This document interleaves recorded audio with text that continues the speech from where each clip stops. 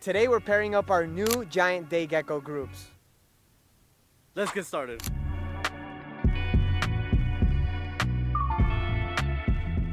All right, so we have three crimson, or two. All right, so we have 2.5 crimson groups that we want to pair up today, and these guys are super high red. This is the first group we're gonna show you, but wait until you see the last group of crimson day geckos that we're gonna pair up. Now, when we pair these guys up, we like to do it during the winter time when their metabolism's a little bit slower, less likely to fight, less likely to have problems. All right, so this next group, I don't know if we would call them crimsons or what.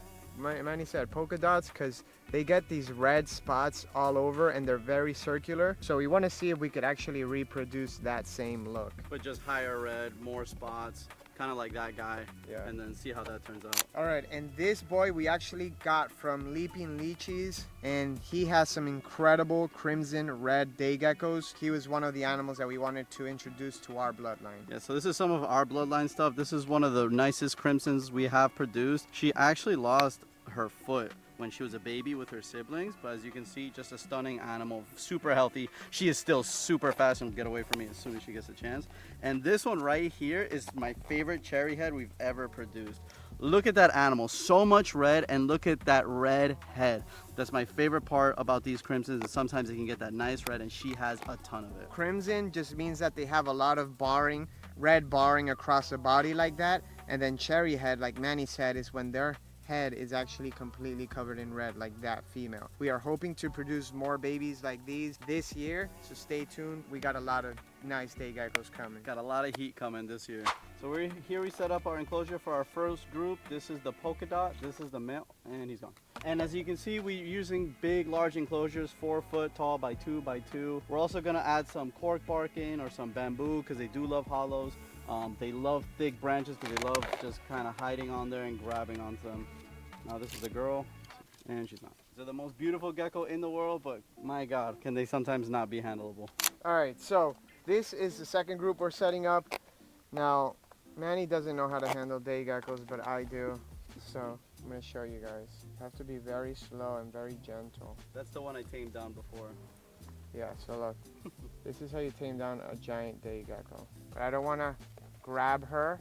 I kind of want to just let her crawl up on my hand. And look how beautiful this gecko is. With some taming, this would make one of the best pet geckos in the world. Hard to beat a beautiful giant day gecko just like that. Now let's do the other one. Great job. Fluke. Was this the female or the male? That's the male. All right, so you're 1 for 1. Or 1 for 2. All right, We now have to pick these up afterwards. We do. I always do. All right, now the best crimson cherry head group out here.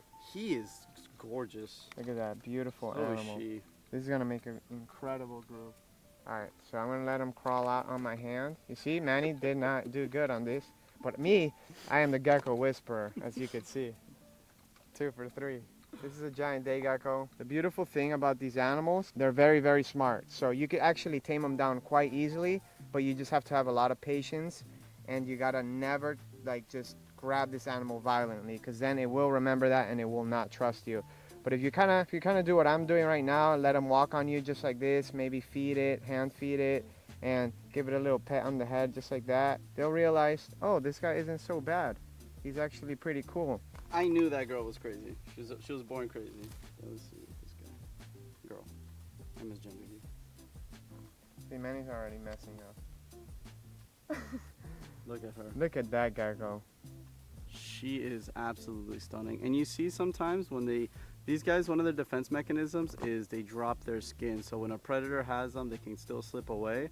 And you can see some of those old marks from when they were younger. And then sometimes with those crimsons, it'll come back red.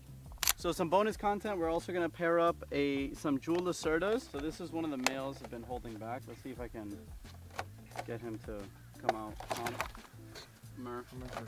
So much for calm. And then this is actually a really interesting female. When she first hatched out, she was actually really gray. I almost thought it was like might have been a melanistic, 'cause I do have melanistic groups. But as she got older, she was very different, and she actually has a lot more blues than some of the normal ones. Really, really funky color. Trying to prove it out, see if there's anything heritable in here. Actually, this is the second year I produced it, or the second time I've produced it. And the first time, like I said, I thought it was just like a ugly melanistic, but melanistics are born solid black, not gray. We'll see what turns out of this one. She's, you know, like I said, super cool. A lot of blues, lacking greens. It's not really a green. It's almost like it's really funky. And then a lot of the sides are super blue. So we'll see if anything comes out of this, and hopefully we'll make some more gray, exantic looking babies. So this is our gorgeous male that we just paired up. He's still gonna get significantly larger. The males in this species get very, very big compared to the females, and they color up even more. Right now he is very pretty, but since it is wintertime, a little cooler, they do dull out a little bit. When it becomes summertime, those blues become extra vibrant. Those greens are stunning.